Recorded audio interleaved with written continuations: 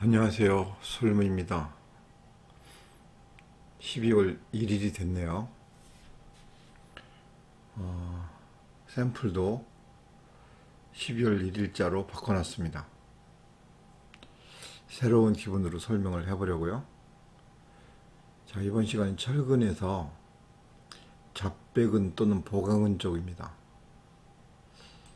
가장 대표적인 보강근은 고임철근 또는 받침철근, 음화철근 다 같은 용어겠죠.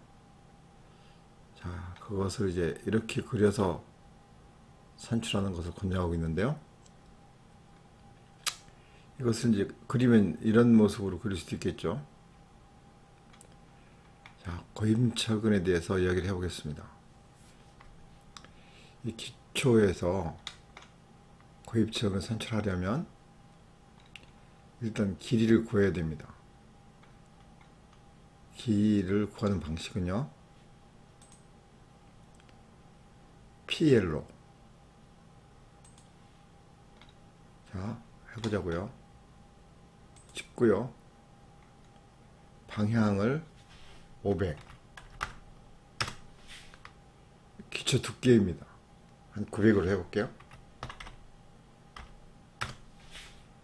또 500이요. 또 900. 500. 이렇게 그려서 번호 아무거나 입력을 해놓고 눌러서요. 내용 보기 눌러서 이렇게 보면 길이가 나옵니다. 3.3m 되는 거죠. 자, 한 개의 길이가 3.3m, 몇 개 할 것인가는 보통 요새는 회배당으로 그냥 하더라고요. 회배당 하려면 이쪽에 면적도 알아야 되겠죠. 면적이 얼마입니까? 24입니다. 24개라는 얘기죠.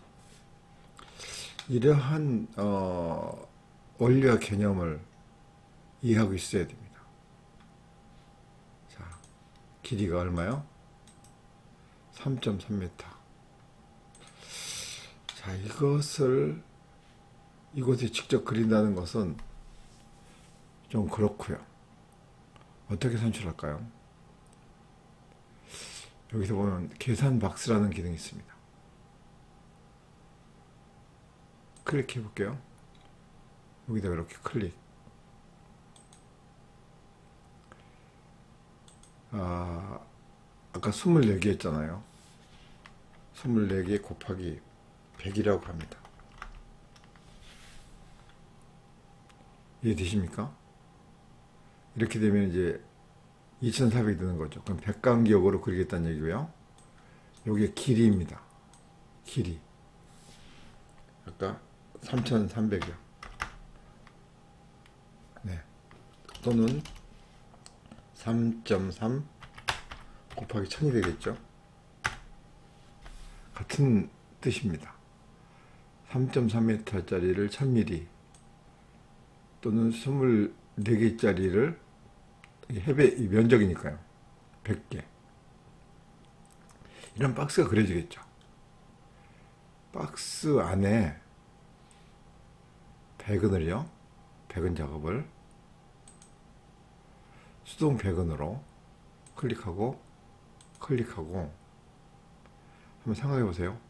이건 수직밖에 쓰지 않습니다. 길이니까요. 개수가 몇 개요? 무조건 백간격입니다. 24개 나오잖아요, 당연히. 예. 자, 여기다가 미리 쓰면 결정하면 되죠. 몇 미리요? 19, 22, 16mm 이런 거죠. 고임철근 13mm쯤 해볼까요? 이렇게 되면 고임철근이 된 거예요. 알고 보면 어렵지 않죠. 그리고 나중에 발주객에서 긁을 한꺼번에 긁으면 고임철근 물량입니다.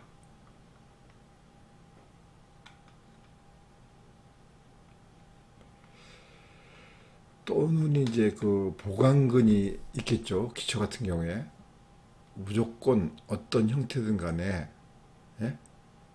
보통 보강근은 막 이런 식으로 나오는데요. 가로 세로 똑같습니다. 이 보강근 면적을 그리고요. 이 안에 철근을 산출하는 거니까요. 네. 이렇게 해보자고요. 아무것도 안 하고요. 바로 이곳에 보강근을 이런 식으로 하는 방법, 이런 식으로 구하는 방법이 있겠죠.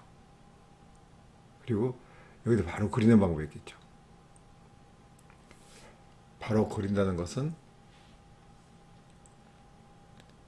수동철근으로, 수동배근으로 이곳에 가로 세로를 간격 맞춰 넣는 겁니다. 이런 경우가 제일 많아요. 200 간격으로 철근 사이즈 계산해서 보강근을 그리는 경우가 제일 많습니다. 이렇게 보강근이죠. 역시 이건 뭐 발쪽에 이렇게 보강근이죠. 이런 원리와 개념을, 이런 산출 기법을 이해하고 있으면 사실상 보강근은 아주 단순한 작업입니다. 네. 거임철근 지금 여기서 해봤습니다. 자, 이제 기둥도 좀 구체적으로 한번 얘기해 보고 싶은 게요. 설명 빠르게 했지만 사실 이 기둥을요, 클릭해서 이렇게 클릭하면 이게 기둥이잖아요. 어차피 여기서 작업을 하니까요. 이것을 카피를 합니다. 카피해서 해당되는 평면에다 갖다 붙이는 거죠. 여기다 한다고 가정하면 해당되는,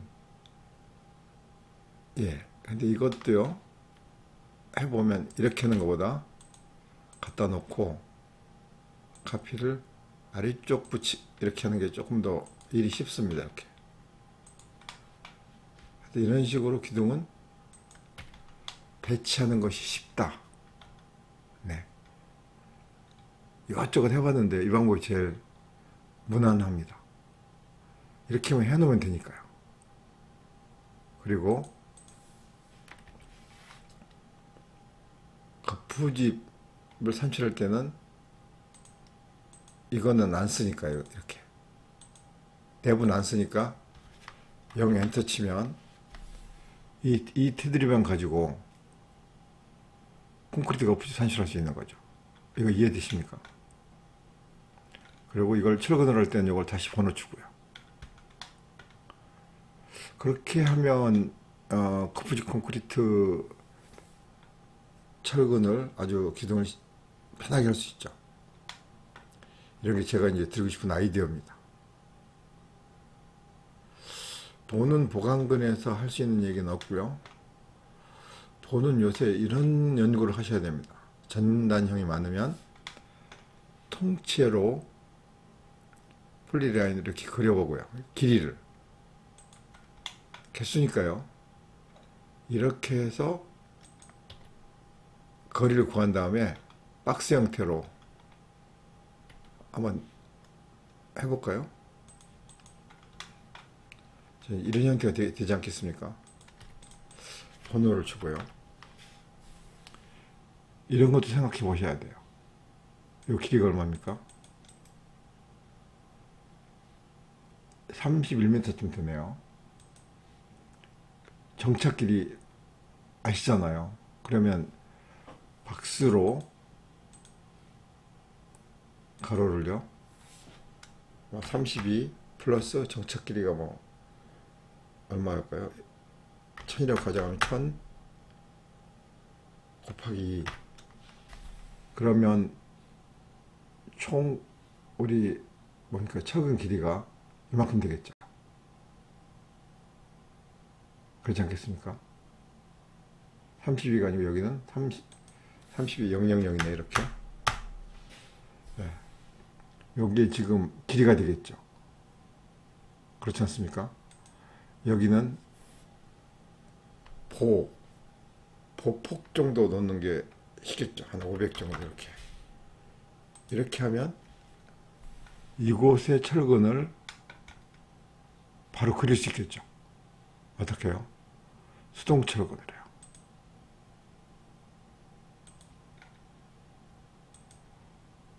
수평이죠. 수평만 몇 개, 개수로 합니다. 개수로 때. 개수로 뭐 5개다 이렇게 되는 거죠. 이건 25mm다. 이렇게 그으면 정착 양쪽에 주고, 네? 전단형을 구한 것입니다. 그러니까 이런 요령을 제가 많이 가르쳐 드리고 싶은데 이것을 재밌게 생각하면 참 굉장히 재밌는데요. 이쪽 공부를 하기도 바쁜 분들이 대부분이에요. 왜 그러냐면 저희 가입하는 분들 조사해 보니까 20분이 오시면 19번은 경험이 없는 분들이에요. 적성을 좀 배우고 싶어서 카페에 오신 거죠. 그래서 이런 얘기들을 이게 좀 수준이 약간 있어야 되는 건데 토론하기 어려워요. 사실 한꺼번에 느끈, 한꺼번에 기둥 이렇게 하는 방법 많이 있거든요. 속도로 얘기하면 저는 이걸 한꺼번에 산출할 수 있어요. 딱 그걸 좀 가르쳐 드리고 싶은데 아직 그것까지 토론해 드린 분은 한 번도 없습니다. 그냥 기본으로 그냥 설명할 수밖에 없는 안타까움이 있습니다. 어쨌든 보강근 개념으로 해석을 하면 훨씬 구조 마감을 더 재해석이기 때문에 쉽게 또는 빠르게 작업할 수 있다. 이 말씀을 꼭 드리고 싶습니다. 뭐 철근 어디 보강근 이렇게 생각하지 말고요. 어떤 형상만 그리고 그곳에 수동 배건으로 해결하면 안 될 게 없다. 이것이 현재 개념이죠. 남은 것은 요 창호 보강, 이 창호 보강 쪽을 설명을 거의 같은 얘기지만 해야 되는데요. 예, 이것까지 다 됐다고 보고요. 이 설명은 따로 나눠서 다음 시간에 전문적으로 한번 해보겠습니다. 이쪽은 창호 보강을 설명하는 게 조금 전문적이어야 되고 따로 하는 게 좋겠습니다. 마치겠습니다.